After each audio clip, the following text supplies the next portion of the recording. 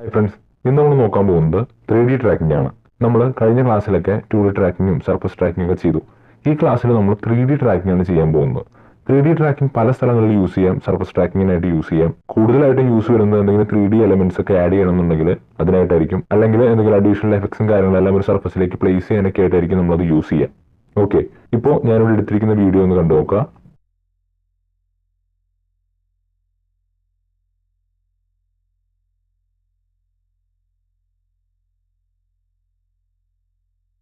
ഒരു 360 റൊട്ടേഷനാണ് ഇവിടെ കണ്ടത്. ഇത്തരത്തിലുള്ള വിഷ്വൽസിൽ നമുക്ക് എന്തെങ്കിലും അഡീഷണൽ എഫക്ട്സോ കാര്യങ്ങളോ എല്ലാം ആഡ് ചെയ്യണമെന്നുണ്ടെങ്കിൽ നമുക്ക് സർഫസ് ട്രാക്കിംഗ് പറ്റില്ല. എന്തുകൊണ്ടാണെന്ന് വെച്ച് കഴിഞ്ഞാൽ, നിങ്ങൾ ഈ ഒരു സർഫസ് നോക്കുക. എനിക്ക് ഈ ഒരു സർഫസിൽ എന്തെങ്കിലും എലമെന്റ്സ് ആഡ് ചെയ്യണമെന്ന് വിചാരിക്കുക. ഏകദേശം വീഡിയോയുടെ ഒരു മിഡിൽ പോർഷൻ ആകുമ്പോഴത്തേക്കും ആ ഒരു ഏരിയ സ്ക്രീനിൽ നിന്ന് കട്ടായി പോവാണ്. നമുക്ക് അത് ട്രാക്ക് ചെയ്യാൻ പറ്റില്ല, കാരണം ആ ട്രാക്കിംഗ് പോയിന്റ്സ് ഹിഡൻ ആയി പോയി. പിന്നീട് അത് റിവീൽ ആവുന്നത് ആ ഫുട്ടേജ് തീരുന്നിടത്താണ്. ഓക്കെ, ഇപ്പോൾ ഈ ഒരു ടോപ്പ് സർഫസ് നിങ്ങൾ നോക്കാം. ഈ ടോപ്പ് സർഫസ് എനിക്ക് ട്രാക്ക് ചെയ്യണമെന്ന് വിചാരിക്കുക. നമ്മൾ മോക്കയിലൊക്കെ ട്രാക്ക് ചെയ്യാൻ കൊടുക്കും. എനിക്ക് ഈ ഒരു ടോപ്പ് സർഫസ് ആണ് ട്രാക്ക് ചെയ്യേണ്ടതെന്ന് വിചാരിക്കുക. അങ്ങനെയാണെന്നുണ്ടെങ്കിൽ ഞാൻ ആ സർഫസ് ട്രാക്ക് ചെയ്യാൻ വെച്ചാൽ കണ്ടോ, ഒരു മിഡിൽ പോർഷൻ ഒക്കെ ആകുമ്പോഴത്തേക്കും വല്ലാതെ മോഷൻ ബ്ലറും കാര്യങ്ങളൊക്കെ വരുന്നുണ്ടോ. അത്തരം സന്ദർഭങ്ങളിൽ നമുക്ക് ട്രാക്കിംഗ് നല്ല രീതിക്ക് വർക്ക് ചെയ്യില്ല. ഇത്തരം സിറ്റുവേഷൻസിലൊക്കെ നമുക്ക് മാനുവലി ഒക്കെ അഡ്ജസ്റ്റ്മെന്റ്സും കാര്യങ്ങളൊക്കെ വരുത്തേണ്ടി വരും. അത് ഒരുപാട് ടൈം കൺസ്യൂമിംഗ് പ്രോസസ് ആണ്. അത്തരം സിറ്റുവേഷൻസിലൊക്കെ നമുക്ക് 3D ട്രാക്കിംഗ് യൂസ് ചെയ്യാം. ഓക്കെ, നമുക്ക് ഈ വിഷ്വൽ ഒന്ന് 3D ട്രാക്ക് ചെയ്യാം. ഞാൻ ഈ വിഷ്വൽ സെലക്ട് ചെയ്തു. അതിനുശേഷം ട്രാക്കർ വിൻഡോയിൽ വന്ന് അവിടെ ട്രാക്ക് ക്യാമറ എന്ന് പറയുന്ന ഓപ്ഷൻ നിങ്ങൾക്ക് കാണാം. ഇത് സെലക്ട് ചെയ്ത് കഴിഞ്ഞാൽ നിങ്ങൾക്ക് ഇവിടെ അനലൈസിംഗ് ബാക്ക്ഗ്രൗണ്ട് എന്നൊക്കെ ഒന്ന് കാണിക്കും. ഇവിടെ നിങ്ങളുടെ ഫുട്ടേജിന്റെ ടോട്ടൽ ഫ്രെയിംസും എത്ര ഫ്രെയിംസ് ട്രാക്ക് ആയി എന്നുള്ള ഒരു പെർസെന്റേജ് ഒക്കെ കാണിക്കും. നിങ്ങൾ അഡീഷണൽ ആയിട്ട് ചെയ്യേണ്ട ഒരു കാര്യം എന്ന് വെച്ച് കഴിഞ്ഞാൽ, ഈ അഡ്വാൻസ്ഡ് എന്ന ഓപ്ഷന് താഴെ വരിക. ഇവിടെ ഡീറ്റെയിൽഡ് അനാലിസിസ് എന്ന ഓപ്ഷൻ ചെക്ക് ചെയ്ത് കൊടുക്കുക. അത് കൊടുത്തു കഴിഞ്ഞാൽ കുറച്ചും കൂടി ആക്യുറേറ്റ് ആയുള്ള ഒരു റിസൾട്ട് നമുക്ക് കിട്ടും. ഒത്തിരി ഷേക്കും കാര്യങ്ങളൊന്നും ഇല്ലാത്ത വീഡിയോസ് ആണ്, അത്യാവശ്യം ട്രാക്ക് പോയിന്റ്സ് ഒക്കെ കാണാൻ പറ്റുന്ന ഒരു നോർമൽ വീഡിയോ ആണെന്നുണ്ടെങ്കിൽ ഡിഫോൾട്ട് സെറ്റിംഗ്സ് മതിയാകും. ഓക്കെ, ഇവിടെ ട്രാക്ക് ആവുന്നുണ്ട്. ട്രാക്കിങ്ങിന് കുറച്ച് സമയം എടുക്കും. നിങ്ങളുടെ സിസ്റ്റത്തിന്റെ സ്പെക്കും കാര്യങ്ങളനുസരിച്ചാണ് ഇതിന്റെ സ്പീഡും കാര്യങ്ങളെല്ലാം വരാം. അത്യാവശ്യം നല്ലൊരു സിസ്റ്റം ആണെന്നുണ്ടെങ്കിൽ നിങ്ങളുടെ വിഷ്വലിന്റെ ഡ്യൂറേഷൻ അനുസരിച്ച് അത്യാവശ്യം വേഗം കിട്ടും. ഒരു 8-10 സെക്കൻഡ്സ് ഒക്കെ ഉള്ള ഒരു വീഡിയോ ആണെന്നുണ്ടെങ്കിൽ ഒരു 2 മിനിറ്റ് 3 മിനിറ്റിനുള്ളിലൊക്കെ കിട്ടും. ഇതിപ്പോൾ ഏകദേശം ഒരു 33 സെക്കൻഡ് ഉള്ള വീഡിയോ ആണ്. നമ്മുടെ ഫുട്ടേജിന്റെ അനലൈസിംഗ് ഓൾമോസ്റ്റ് കംപ്ലീറ്റ് ആയിട്ടുണ്ട്. അനലൈസിംഗ് കഴിഞ്ഞ് കഴിയുമ്പോൾ നിങ്ങൾക്ക് ഇവിടെ സോൾവിംഗ് ക്യാമറ എന്ന് പറയുന്ന ഒരു ഓപ്ഷൻ കാണിക്കും. അതിനുശേഷം നോക്കിക്കഴിഞ്ഞാൽ നിങ്ങൾക്ക് കളേഴ്സിലുള്ള കുറെ പോയിന്റ്സും കാര്യങ്ങളും കാണാം. ഇത് കാണുന്നില്ല എന്നുണ്ടെങ്കിൽ നിങ്ങൾക്ക് ഇവിടെ ട്രാക്ക് പോയിന്റ് സൈസ് എന്നുള്ളതിന്റെ വാല്യൂ കൂട്ടി കൊടുത്താൽ മതി. കണ്ടോ? ഓക്കെ, നിങ്ങൾ മൗസ് സ്ക്രീനിലേക്ക് കൊണ്ടുവന്ന് കഴിയുമ്പോൾ നിങ്ങൾക്ക് ഇങ്ങനെ ഒരു ടാർഗറ്റ് പ്ലെയിൻ കാണാം, ഒരു സർക്കിൾ ഷേപ്പിലുള്ള ടാർഗറ്റ്. ഇത് ഡിഫൈൻ ചെയ്യുന്ന വേറൊന്നുമല്ല, ആ ഒരു പ്ലെയിൻ കാണിച്ചു തരുന്നതാണ്. ഓക്കെ, നിങ്ങൾക്ക് വേറൊരു സർഫസ് സെലക്ട് ചെയ്യാം. ഇവിടെയൊക്കെ നോക്കിക്കഴിഞ്ഞാൽ നിങ്ങൾക്ക് ആ പെർസ്പെക്റ്റീവ് മാച്ച് ആയിട്ട് ആ ടാർഗറ്റ് പ്ലെയിൻ വന്നിരിക്കുന്നത് കാണാം. കണ്ടോ? മുകളിലേക്കാണെന്നുണ്ടെങ്കിൽ അവിടെ വന്നിരിക്കുന്നുണ്ടോ? ഇനി ജസ്റ്റ് നിങ്ങൾക്ക് ഏത് ഏരിയ ആണോ വേണ്ടത് അവിടെ മൗസ് വെച്ചതിന് ശേഷം റൈറ്റ് ക്ലിക്ക് ചെയ്ത് കഴിയുമ്പോൾ നിങ്ങൾക്ക് കുറച്ച് ഓപ്ഷൻസ് കാണിച്ചു തരും. ഇവിടെ create text and camera, create solid and camera, create null and camera എന്നിങ്ങനെ 3 ഓപ്ഷൻസ് കാണാം. ക്രിയേറ്റ് ടെക്സ്റ്റ് ആൻഡ് ക്യാമറ എന്ന് വെച്ച് കഴിഞ്ഞാൽ ഒരു പുതിയ ടെക്സ്റ്റ് ലെയറും നമ്മൾ സോൾവ് ചെയ്ത ഡാറ്റ വെച്ച് ഒരു പുതിയ 3D ക്യാമറയും ക്രിയേറ്റ് ആവും. ഓക്കെ, ആ ടെക്സ്റ്റ് ഈ ഒരു പെർസ്പെക്റ്റീവിൽ ഈ ഒരു പ്ലെയിനിലായിട്ട് വന്ന് നിൽക്കും. രണ്ടാമത്തത് ക്രിയേറ്റ് സോൾഡ് ആൻഡ് ക്യാമറ. ഇതും സെയിം തന്നെ, ടെക്സ്റ്റിന് പകരം ഒരു സോളിഡ് ലെയർ ആയിരിക്കും ക്രിയേറ്റ് ആവുക. Next create null and camera. ടെക്സ്റ്റിനും സോൾഡിനും പകരം ഒരു നൾ ഒബ്ജക്റ്റ് ആയിരിക്കും അവിടെ ക്രിയേറ്റ് ആവുക. ഓക്കെ, ഞാനിപ്പോൾ ജസ്റ്റ് ആ പെർസ്പെക്റ്റീവും കാര്യങ്ങളൊക്കെ ഒന്ന് മനസ്സിലാക്കി തരാൻ വേണ്ടി സോൾഡ് ആൻഡ് ക്യാമറ ആണ് കൊടുക്കുന്നത്. അതിനുശേഷം നിങ്ങൾ നോക്കിക്കഴിഞ്ഞാൽ നിങ്ങൾക്ക് ഒരു സോൾഡ് ക്രിയേറ്റ് ആയിരിക്കുന്നത് കാണാം. ജസ്റ്റ് ആ സോൾഡ് സെലക്ട് ചെയ്യുക. അതിന്റെ താഴെ നിങ്ങൾക്ക് ഒരു 3D ക്യാമറ ലെയറും കാണാം. ഇനി നമുക്ക് ഈ സോൾഡ് ഒന്ന് അറേഞ്ച് ചെയ്ത് വെക്കാം. ഏകദേശം മാച്ചിങ് ആയിട്ട് അറേഞ്ച് ചെയ്ത് വെച്ചിട്ടുണ്ട്. ഇനി നിങ്ങളത് പ്ലേ ചെയ്ത് നോക്കിക്കഴിഞ്ഞാൽ ഈ സോൾഡ് ഈ സർഫസിൽ അറ്റാച്ച് ആയിരിക്കുന്നത് കാണാം.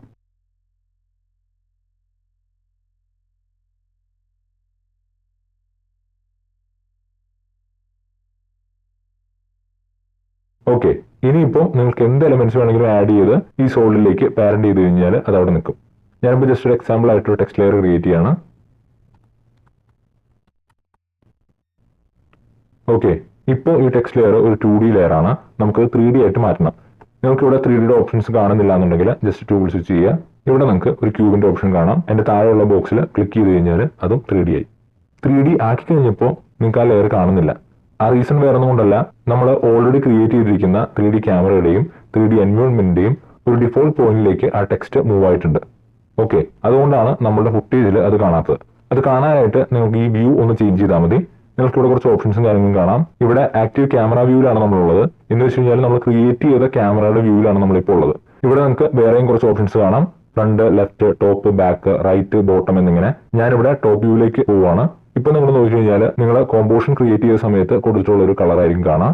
ജസ്റ്റ് ഒന്ന് സൂം ഔട്ട് ചെയ്ത് കഴിഞ്ഞാൽ നിങ്ങൾക്ക് ഇവിടെ നമ്മൾ ക്രിയേറ്റ് ചെയ്ത ക്യാമറ, നമ്മുടെ സോൾഡ് ലെയർ, നമ്മുടെ ടെക്സ്റ്റ് ലെയർ എല്ലാം കാണാം. ഞാൻ ജസ്റ്റ് ഈ 3D ക്യാമറ ഒന്ന് ക്ലിക്ക് ചെയ്ത് കഴിഞ്ഞാൽ നിങ്ങൾക്ക് ആ 3D ക്യാമറയുടെ കീ ഫ്രെയിംസ് കാണാം. ആ 3D ക്യാമറയുടെ മൂവ്മെന്റ് കണ്ടോ? ഈ കാണുന്നതാണ് നമ്മുടെ സോൾഡ്. നമ്മളിപ്പോൾ ചെയ്യേണ്ടത് വേറെ ഒന്നുമല്ല, നമ്മൾ ടെക്സ്റ്റ് ലെയർ സെലക്ട് ചെയ്തിട്ട് നമ്മുടെ സോൾഡിന്റെ പൊസിഷനിലേക്ക് പ്ലേസ് ചെയ്യണം. നിങ്ങൾക്ക് മാനുവലി മൂവ് ചെയ്യാവുന്നതാണ്. അതല്ലാന്നുണ്ടെങ്കിൽ ജസ്റ്റ് നിങ്ങളുടെ സോൾഡ് സെലക്ട് ചെയ്യുക, അതിനുശേഷം അതിന്റെ പൊസിഷൻ കോപ്പി ചെയ്ത് പേസ്റ്റ് ചെയ്ത് കഴിഞ്ഞാൽ ആ ലെയർ അവിടെ പോയിരിക്കുന്നതാണ്. കണ്ടോ? ഇതിപ്പോൾ ടോപ്പ് വ്യൂവിലായതുകൊണ്ട് നിങ്ങൾക്ക് അത്ര ക്ലിയർ ആയിട്ട് കാണുന്നില്ല, ഇത് ചേഞ്ച് ചെയ്യാൻ പറ്റുന്നില്ല എന്നുണ്ടെങ്കിൽ നിങ്ങൾക്ക് വ്യൂ ചേഞ്ച് ചെയ്യാവുന്നതാണ്. ഇവിടെ എനിക്ക് ഒരേ സമയം 2, 3, 4 ഒക്കെ വ്യൂസിൽ വർക്ക് ചെയ്യാവുന്നതാണ്. എനിക്ക് ഇപ്പോൾ ടോപ്പ് വ്യൂവും അതേസമയം തന്നെ ഡിഫോൾട്ട് വ്യൂവും കാണണം എന്നുണ്ടെങ്കിൽ ജസ്റ്റ് ഇവിടെ ഈ ഒരു ഓപ്ഷൻ കണ്ടോ, ഇവിടെ സെലക്ട് ചെയ്യുക. അതിനുശേഷം നിങ്ങൾക്ക് എത്ര വ്യൂസ് ആണ് വേണ്ടത് അതിലേക്ക് മാറ്റാം. 2 വ്യൂവിലേക്ക് മാറ്റിയപ്പോൾ 2 വിൻഡോസ് വന്നു. ഇത് ഡിഫോൾട്ട് ആയിട്ടുള്ള വിൻഡോ, ഇത് നമ്മൾ ഓൾറെഡി ഉണ്ടായിരുന്ന ടോപ്പ് വിൻഡോ. ഓക്കെ, നിങ്ങൾക്ക് അപ്പോൾ ഒരേ സമയം 2 വിൻഡോയിൽ നോക്കി വർക്ക് ചെയ്യാവുന്നതാണ്. ഞാനിപ്പോൾ ജസ്റ്റ് ഡിഫോൾട്ട് വിൻഡോ സെലക്ട് ചെയ്തു. ഇവിടെ നിങ്ങൾക്ക് ഒന്നും കാണുന്നില്ല എന്നുണ്ടെങ്കിൽ ജസ്റ്റ് സൂം ചെയ്ത് കഴിയുമ്പോൾ നിങ്ങൾക്ക് ഇങ്ങനെ നിങ്ങളുടെ ഫുട്ടേജ് കാണാം. ജസ്റ്റ് അത് ഫിറ്റിലേക്ക് ഇടുക.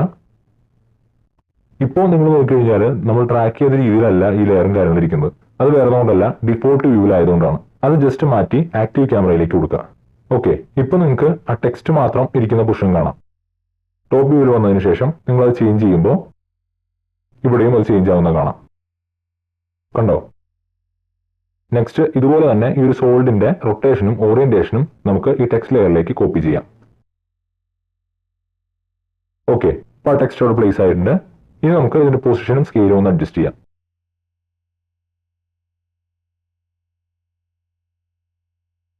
ഓക്കെ, അതെനിക്ക് വേണ്ടൊരു പൊസിഷനിൽ ഞാൻ പ്ലേസ് ചെയ്തിട്ടുണ്ട്. അതിനുശേഷം നമുക്ക് ഈ സോൾഡ് ലെയർ ഹൈഡ് ചെയ്യാം. ഞാൻ ജസ്റ്റ് സിംഗിൾ വ്യൂയിലേക്ക് വന്നു. ഓക്കെ, നമുക്കൊന്ന് പ്ലേ ചെയ്ത് നോക്കാം.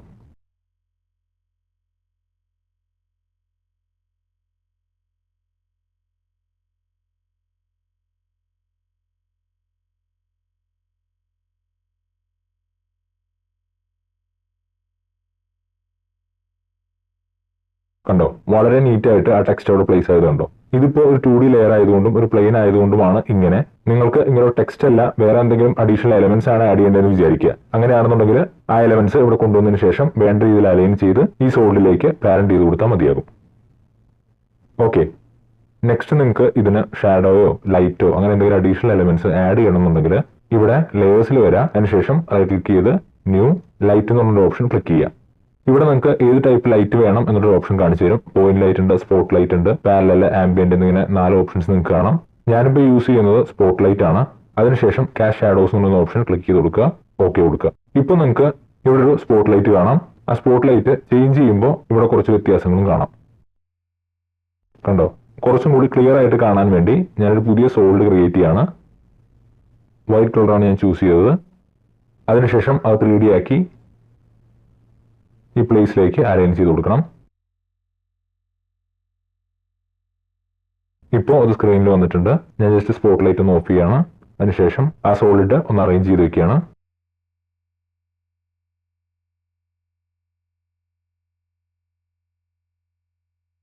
ഓക്കെ, ഏകദേശം ഞാനൊന്ന് അറേഞ്ച് ചെയ്ത് വെച്ചിട്ടുണ്ട്. ഇനി ആ സ്പോട്ട് ലൈറ്റ് ഓൺ ആയി കഴിഞ്ഞാൽ നിങ്ങൾക്ക് ആ ലൈറ്റും ഷാഡോയും കാര്യങ്ങളെല്ലാം കാണാം. കണ്ടോ? ഞാൻ ജസ്റ്റ് ആ ലേയേഴ്സ് മാത്രം ഒന്ന് സോളോ ചെയ്യുകയാണ്.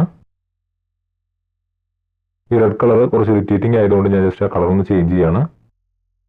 ഓക്കെ, ഇനി നിങ്ങൾ ഈ ലൈറ്റ് അഡ്ജസ്റ്റ് ചെയ്ത് കഴിഞ്ഞാൽ നിങ്ങൾക്ക് ആ ലൈറ്റ് ചേഞ്ച് ആവുന്ന കാണാം. കണ്ടോ? ആ ലൈറ്റ് ഈ ടെക്സ്റ്റ് ലെയറിലും ഈ സോൾഡിലും എല്ലാം അടിക്കുന്നത് നിങ്ങൾക്ക് കാണാം. അതിന്റെ ഇന്റൻസിറ്റി കാര്യങ്ങളും നിങ്ങൾക്ക് മനസ്സിലാവും. കണ്ടോ? ഈ ഒരു പോയിന്റിൽ നല്ല ലൈറ്റ് ഉണ്ട്, അറ്റത്തേക്ക് പോകുമ്പോഴും ആ ലൈറ്റ് കുറഞ്ഞു വരുന്നു. ഓക്കെ, ഇനിയിപ്പോൾ നമുക്ക് ഈ ടെക്സ്റ്റിന്റെ ഷാഡോ കാണണം. അതിനായിട്ട് ടെക്സ്റ്റ് ലെയർ സെലക്ട് ചെയ്യുക. ഇവിടെ മെറ്റീരിയൽ ഓപ്ഷൻസിൽ പോവുക. ക്യാഷ് ഷാഡോസ് എന്നുള്ളത് ഓൺ ആക്കി കൊടുക്കുക. ഇനി ഈ ലൈറ്റ് ചേഞ്ച് ചെയ്ത് കഴിഞ്ഞാൽ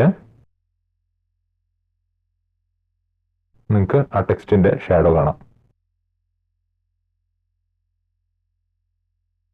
ആ ഷാഡോ മൂവ് ആവുന്നുണ്ടോ? ആ ഷാഡോ അവിടെ പ്ലേസ് ആയിട്ടുണ്ട്. ഇനി നമുക്ക് ഈ സോളോ ഒന്ന് ചേഞ്ച് ചെയ്യാം. ഇപ്പം നോക്കിക്കഴിഞ്ഞാൽ നിങ്ങൾക്ക് ആ സോളിഡും ഷാഡോയും ടെക്സ്റ്റും കാണാം. ഇവിടെ വേറൊരു ഇഷ്യൂ എന്താണെന്ന് വെച്ച് കഴിഞ്ഞാൽ ഇവിടെ ഇത്ര ഡാർക്ക് ആയിട്ടുള്ള ഷാഡോ ക്രിയേറ്റ് ചെയ്യാൻ തക്ക വിധം പവർഫുൾ ആയിട്ടുള്ള ലൈറ്റ് സോഴ്സ് ഒന്നും ഇവിടെ ഇല്ല. ഒരു ഫിൽ ലൈറ്റ് ആണ് ഓവറോൾ കാണുന്നത്. എല്ലാ ഏരിയാസും ഏകദേശം ഈവൺ ആയിട്ടുള്ള ഒരു ലൈറ്റ് ആണ്.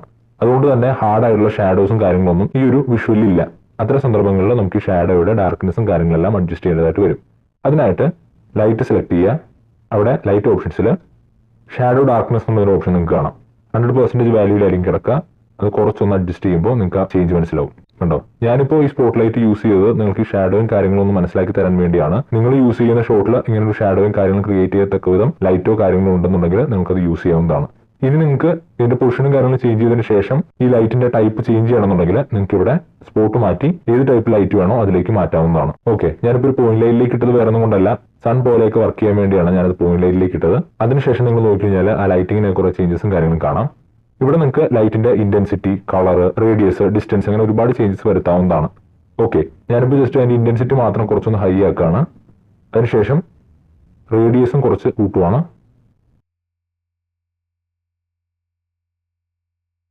ലൈറ്റ് കുറച്ച് അടുത്തേക്ക് വെച്ചു. ഇനിയിപ്പോൾ നിങ്ങൾക്ക് ഈ സോൾഡ് വേണ്ട, ഈ സോൾഡിൽ കാസ്റ്റ് ആവുന്ന ഷാഡോ മാത്രം മതി എന്നുണ്ടെങ്കിൽ ജസ്റ്റ് ഈ സോൾഡ് സെലക്ട് ചെയ്യുക. അതിനുശേഷം അതിന്റെ മെറ്റീരിയൽ ഓപ്ഷൻസിലേക്ക് പോവുക. ഇവിടെ ആക്സെപ്റ്റ് ഷാഡോസ് എന്നുള്ളൊരു ഓപ്ഷൻ ഓൺ ആയിട്ടുണ്ടാവും. അത് ജസ്റ്റ് ഒന്ന് ക്ലിക്ക് ചെയ്ത് കഴിയുമ്പോൾ ഓൺ മാറി ഓൺലിയിലേക്ക് വന്നിട്ടുണ്ടാവും. ഇപ്പൊ നിങ്ങൾ നോക്കി കഴിഞ്ഞാൽ അതിന്റെ ഷാഡോ മാത്രമേ ഇവിടെ വരുള്ളൂ. കണ്ടോ, അത്രയ്ക്ക് ക്ലിയർ അല്ല. ഞാനത് ജസ്റ്റ് കാണിക്കാൻ വേണ്ടി അതിന്റെ ഡാർക്ക്നെസ് ഒന്ന് അഡ്ജസ്റ്റ് ചെയ്ത് കാണിച്ചു തരാം. കണ്ടോ, ആക്സെപ്റ്റ് ഷാഡോസ് എന്നുള്ളത് ചേഞ്ച് ചെയ്യുമ്പോൾ ഉള്ള ഡിഫറൻസ്. ഇനി നമുക്ക് അതിന്റെ ഡാർക്ക്നെസ് കുറയ്ക്കാം. വേണ്ട രീതിയിൽ അറേഞ്ച് ചെയ്തു. ഓക്കെ, പ്ലേ ചെയ്ത് കഴിഞ്ഞാൽ ആ ഷാഡോയും കാര്യങ്ങളെല്ലാം അവിടെ നിൽക്കുന്നത് നിങ്ങൾക്ക് കാണാം. കണ്ടോ,